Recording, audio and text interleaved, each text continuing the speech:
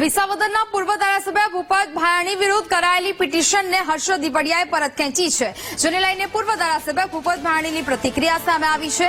તેમણે હર્ષ દીપડિયાના પગલાંને આવકાર્યું છે, તો આગામી સમયમાં આશીષ નેતૃત્વ વિશ્વાસ મૂકશે તો સિનિયર લોકો સાથે મળીને કામ કરીને ચૂંટણી લડવાની તૈયારી બતાવી છે।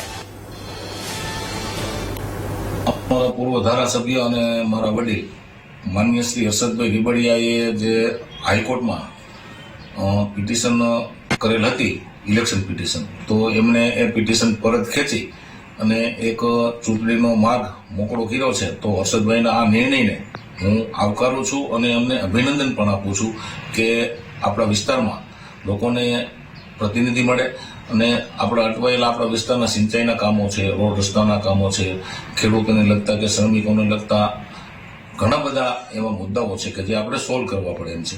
તો એમણે ચૂંટણીનો માર્ગ મોકળો કરી અને એક આવકારદાયક પગલું લીધેલ છે, તો એ પગલાને હું આવકારું છું।